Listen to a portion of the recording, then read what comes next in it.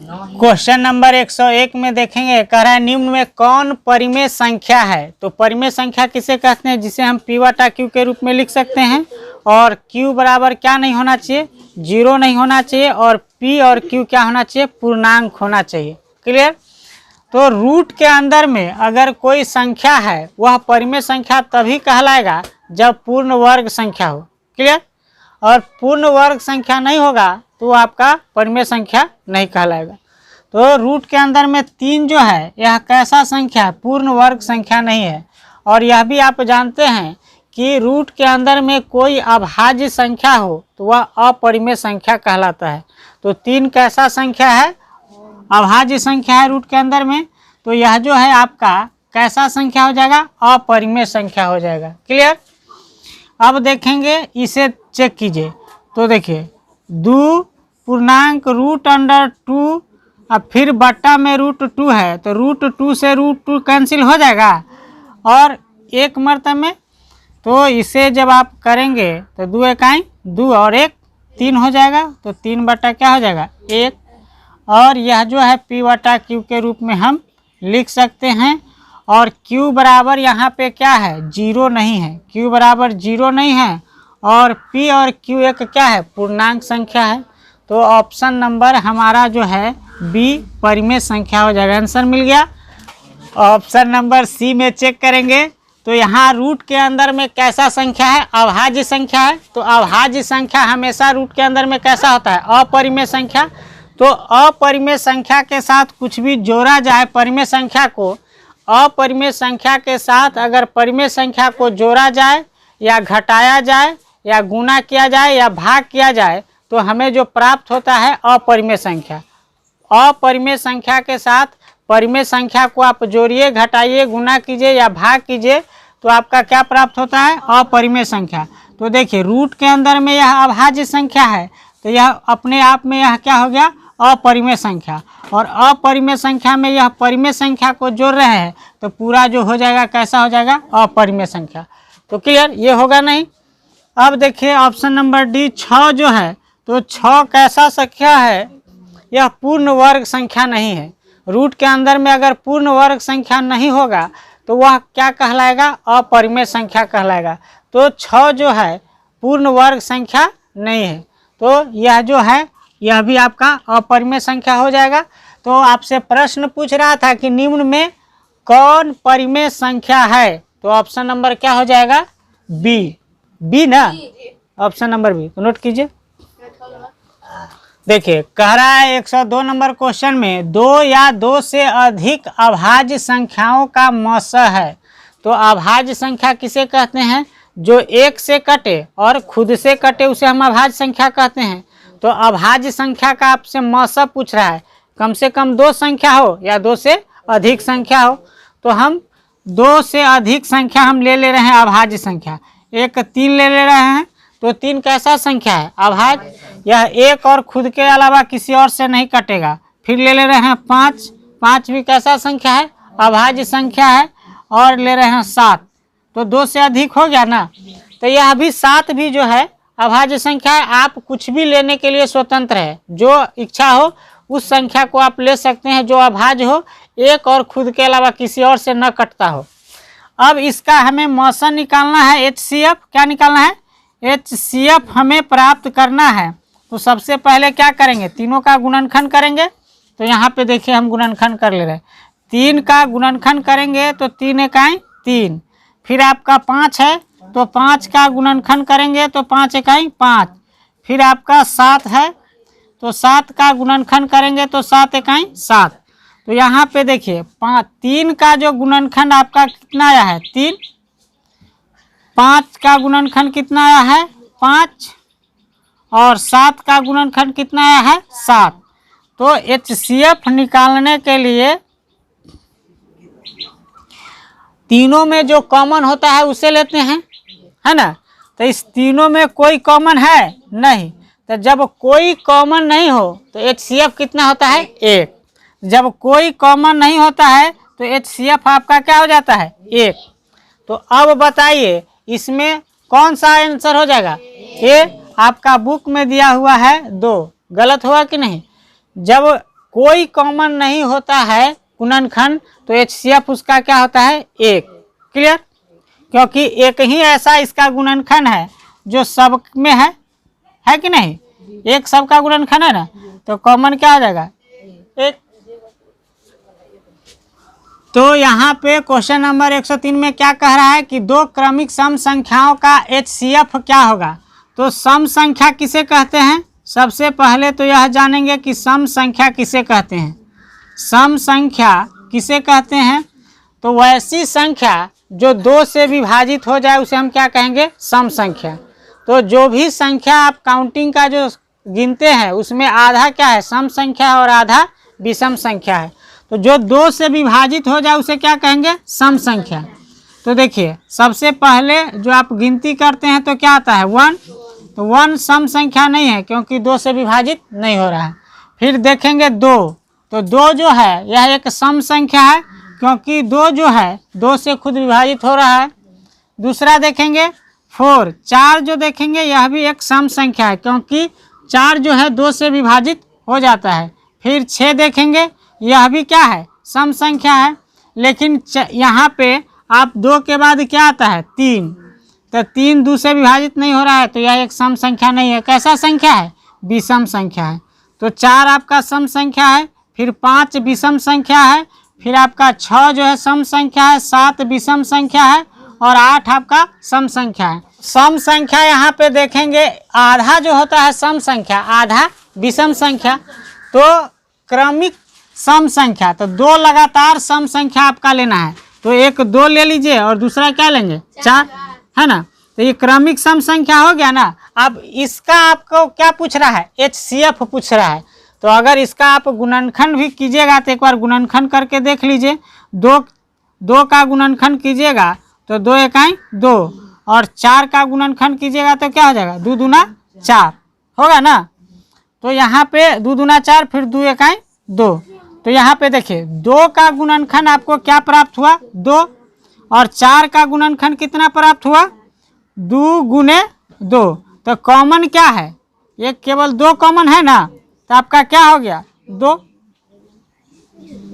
होगा ना। दूसरा संख्या लेकर के हम चेक कर लेते हैं। जैसे 2 और 4 लिए थे, अब 6 और 8 ले रहे हैं, क्रमिक सम संख्या। क्लियर? तो 6 को लेकर के एक बार चेक करते हैं।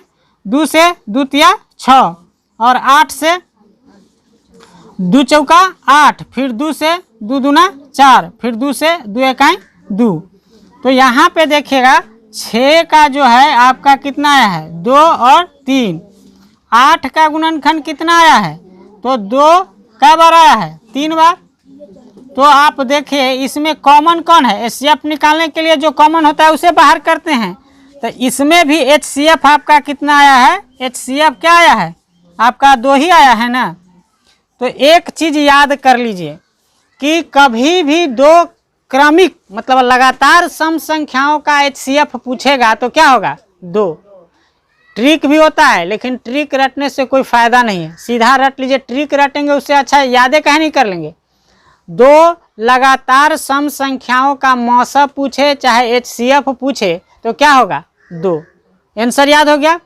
अगर किसी भी सम संख्याओं का, एक चीज़ आप यहाँ भी देख लीजिए, जैसे किसी भी संख्या का अगर कोई भी फैक्टर कॉमन नहीं होता है, मतलब गुणनखंड कॉमन नहीं होता है, तो उसका HCF कितना होता है? 1। यह 2 चीज़ याद कर लीजिए, ठीक ना। तो यहाँ पे सम संख्या का आपसे पूछ रहा था HCF, तो क्या हो जाएगा? बी नंबर ऑप्शन हो जाएगा ना, क्योंकि बी में 2 दिया हुआ है। चलिए करा है 104 में √3 कितना है? 12 एक डैश संख्या है। तो देखिए सबसे पहले तो इस संख्या को आप गुणनखंड करके देखेंगे ना कि √12 है।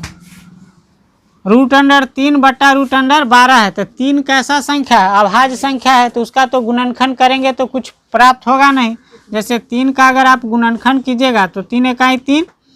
12 को आप तोड़िए, तो 12 को आप तोड़ेंगे तो 2 से लगेगा, 2 छक 12, फिर 2 से लगा 2 तिहाई 6, फिर 3 इकाई 3। तो आपका जो है 12 को क्या लिख सकते हैं, और 3 को तो √3 ही लिख सकते हैं, उसको कुछ आप नहीं कर सकते हैं।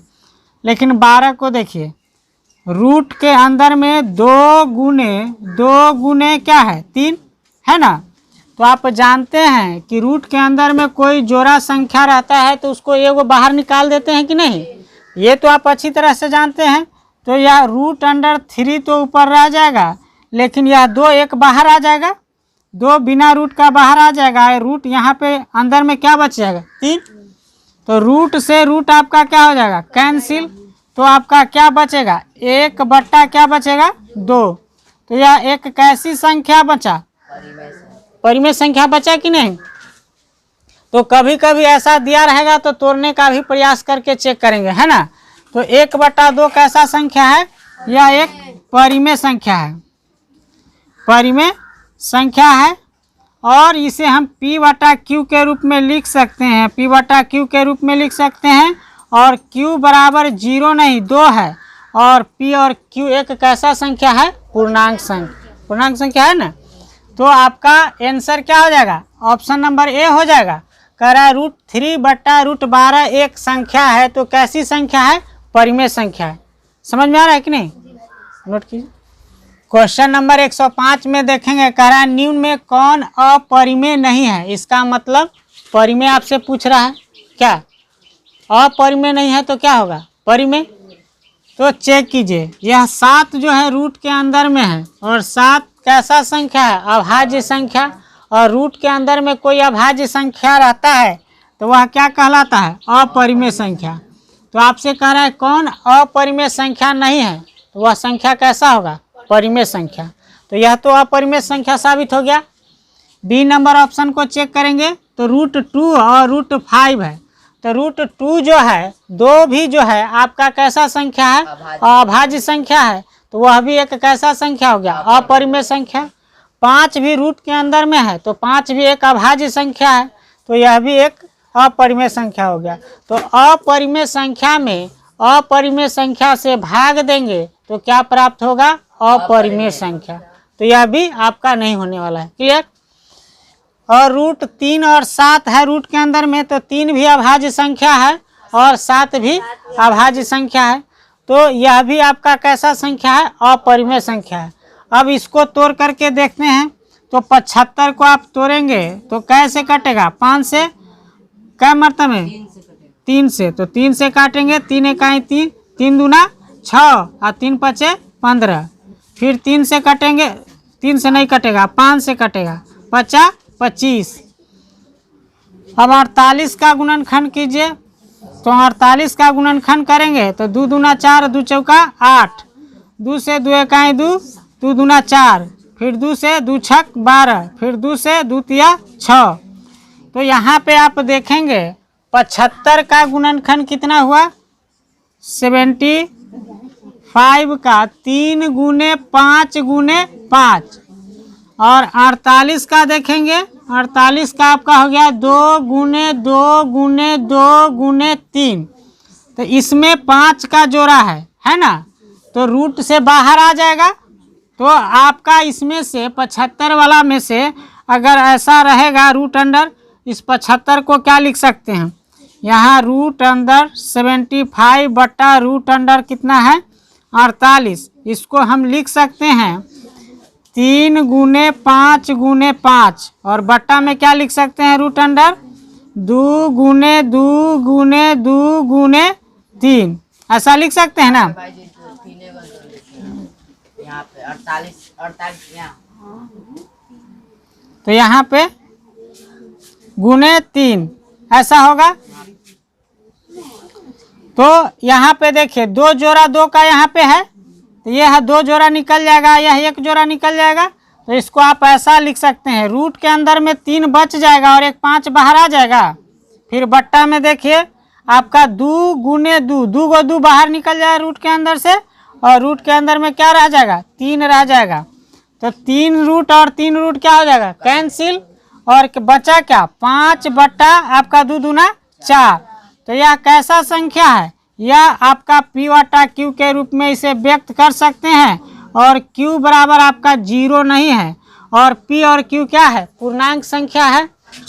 तो ऑप्शन नंबर हमारा क्या हो जाएगा, डी, यही ना हो जाएगा। यहाँ पे यह कैसा है, रूट के अंदर में पूर्ण वर्ग संख्या है, तो यह कैसा संख्या है, परिमेय संख्या है। रूट 75 बटा जो रूट 48 है कैसा संख्या है, परिमेय संख्या। क्वेश्चन नंबर 106 देखेंगे, कह रहा है यूक्लिड विभाजन एल्गोरिथम दो घनात्मक पूर्णांकों के निम्न में किसे परिकलित करने की तकनीक है। तो आपसे पूछ रहा है कि यूक्लिड विभाजन एल्गोरिथम से लॉसा निकाला जाता है कि मौसा निकाला जाता है कि भागफल की शेष। तो सबसे पहले यूक्लिड विभाजन एल्गोरिथम जो है उससे मौसा निकाला जाता है ना, क्या निकाला जाता है, मौसा। लेकिन इसके बावजूद भी हम जानेंगे इसके बारे में, ठीक है। तो यूक्लिड विभाजन एल्गोरिथम है क्या, तो यूक्लिड एक व्यक्ति हैं जो हम भाग देते हैं ना, उसको उन्हीं का नाम था यूक्लिड, है ना। तो उन्हीं के नाम पर यह जो है पड़ा है यूक्लिड विभाजन एल्गोरिथम। तो यूक्लिड देखेंगे, यूक्लिड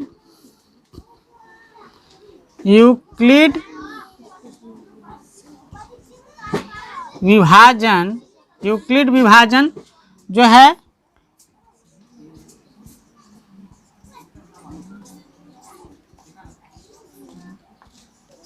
एल्गोरिथम किसको कहते हैं यह देखेंगे। तो आप बचपन में पढ़े होंगे भाज्य बराबर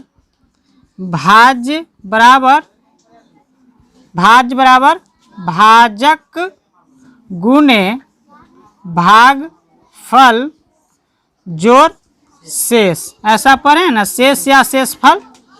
तो यही जो है यूक्लिड विभाजन जो है एल्गोरिथम है, इसको कहते हैं a बराबर बी क्यू प्लस आर, ये उनका सूत्र था, है ना।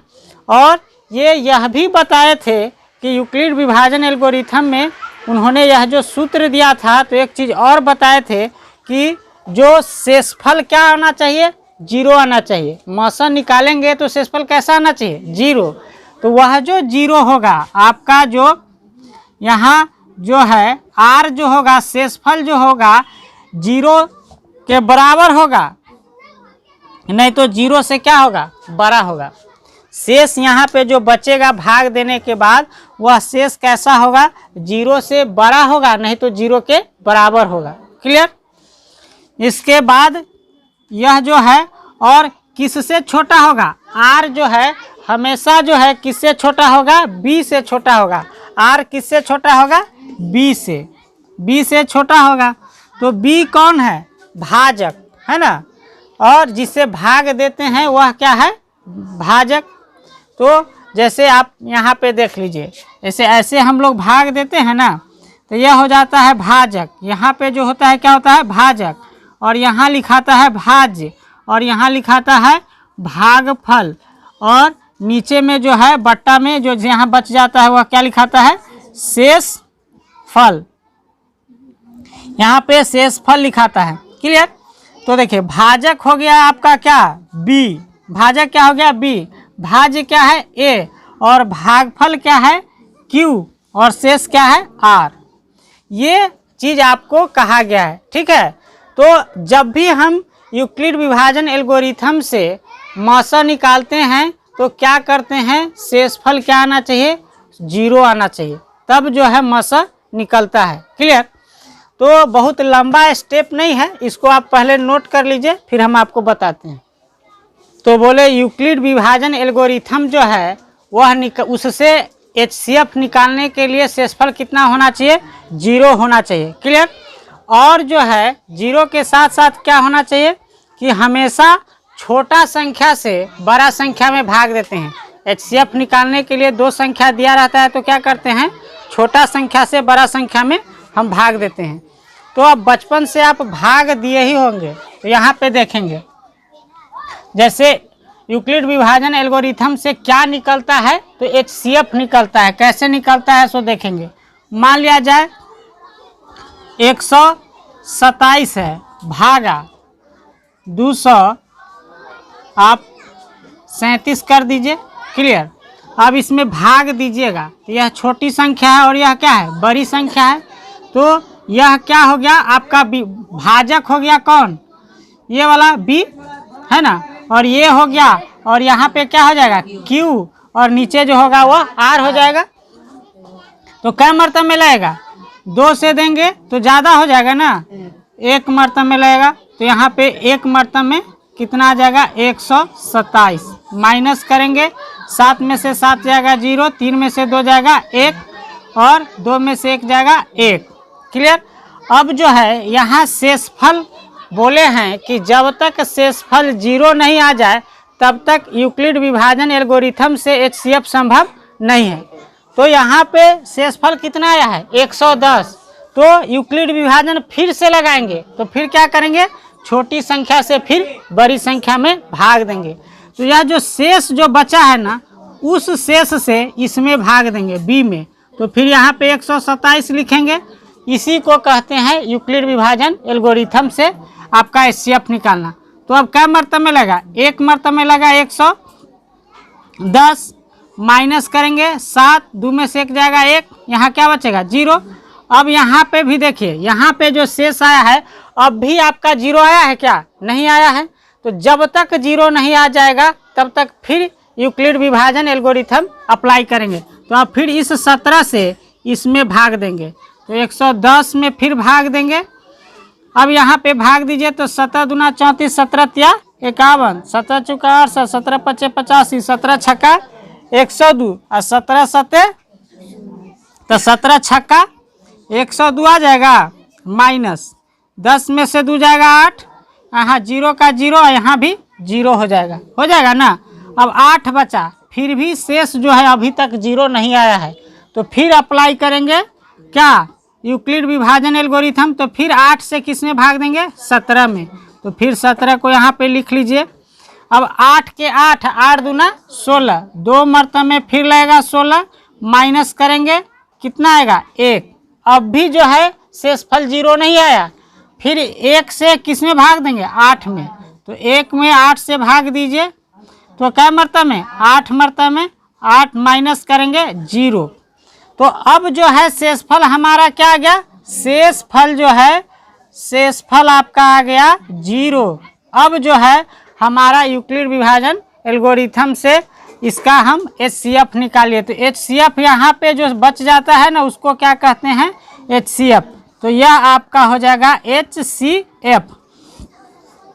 तो हमेशा याद रखेंगे कि जो यूक्लिड विभाजन एल्गोरिथम से हम क्या निकालते हैं, HCF निकालते हैं। ये याद रहेगा ना, क्लियर। तो नोट कर लीजिए। यहाँ देखिए क्वेश्चन नंबर 107 कह रहा है, यदि भिन्न A बटा B में B इजकल टू B जो है आपका 2 के पावर n और 5 के पावर m के रूप में हो तब संख्या डैश है। तो सब चीज तो दे ही दिया है, एक भिन्न है, कह रहा एक भिन्न है जो क्या है A बटा B है, और B के स्थान पे आपको कह रहा है किस रूप में हो, तो A ऊपर रहने दीजिए। आप B के बारे में कह रहा है 2 के पावर n और 5 के पावर क्या है m, तो B के स्थान पे वैसा है, इस रूप में है, तो भिन्न तो अपने आप में तैयार हो ही गया। तो इसमें से ऑप्शन पूछ रहा है तो कौन हो जाएगा, B। वही ऐसा है कि नहीं, तो कुछ करना था नहीं ना, क्या B 3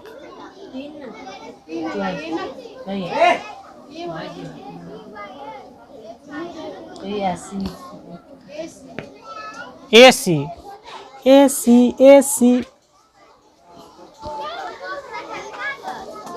AC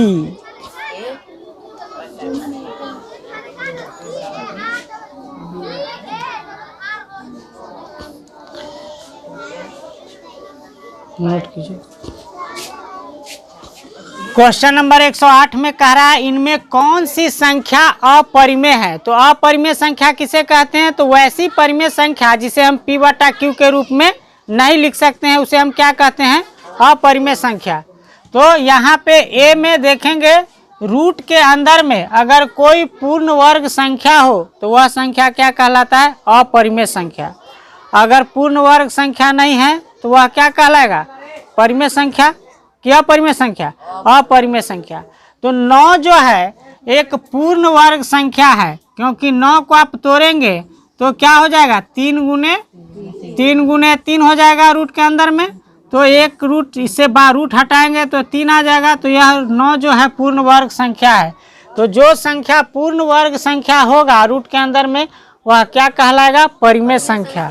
तो ऑप्शन नंबर ए तो परिमेय संख्या है, तो यह नहीं होगा। बी में देखिएगा, बी में 20 है, तो 20 को तोड़िएगा तो कोई भी ऐसा संख्या नहीं है कि उसी संख्या में उसी संख्या से गुना करेंगे तो 20 आएगा। है कोई ऐसा संख्या? नहीं। तो ऑप्शन नंबर यही आपका हो जाएगा। कैसा संख्या? अपरिमेय संख्या। यह पूर्ण वर्ग संख्या नहीं है। 25 में देखेंगे तो रूट जो के अंदर में 25 है, इसको 5 गुने 5 ऐसा रूट के अंदर में लिख सकते हैं। तो एक रूट बाहर हो जाएगा और रूट खत्म हो जाएगा। तो यह कैसा संख्या है? पूर्ण वर्ग संख्या 25 है, तो 25 एक परिमेय संख्या है कि नहीं? 49 देखेंगे तो डी को जो है 49 है, तो 7 गुने 7 करेंगे ना, तो एक 7 बाहर आ जाएगा। तो 49 भी पूर्ण वर्ग संख्या है। कैसा संख्या है? पूर्ण वर्ग संख्या है। इसलिए यह भी कैसा है? परिमेय संख्या है।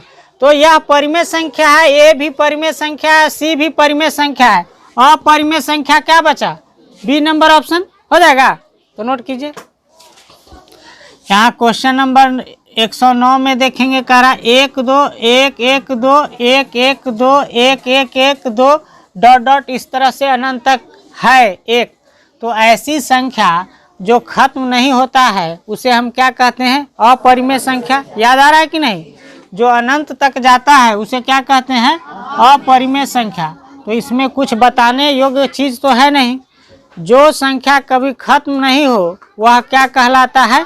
अपरिमेय संख्या कहलाता है। या बार बार रिपीट भी हो वैसी भी संख्या क्या कहलाता है? अपरिमेय संख्या। तो नोट कीजिए। 110 में देखेंगे, क्वेश्चन नंबर कर रहा है संख्याओं 25 और 50 के HCF और LCM का गुणनफल होगा। तो एक चीज़ तो आप जान ही रहे हैं कि दो संख्याओं का गुणनफल, दो संख्याओं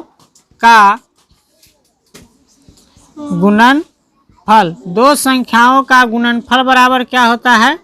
लसा गुने मसा होता है कि नहीं? ये आप तो कितना क्वेश्चन में देखे हैं। तो कह रहा है LCM गुने HCF का गुणनफल होगा।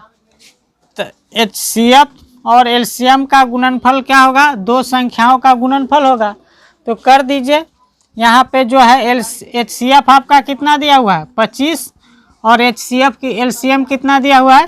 50। तो इस दोनों को गुना कीजिएगा तो क्या प्राप्त होगा? 25 पंचे 125 ना? 25 पंचे 125 होता है कि नहीं? तो 1250। आपका 1250 ऑप्शन नंबर किस में है? बी में। तो दिया हुआ था, बहुत ही आसान क्वेश्चन था। तो उसका गुणनफल कितना प्राप्त होगा? 1250। तो ऑप्शन नंबर क्या हो जाएगा? बी। चलिए नोट कीजिए।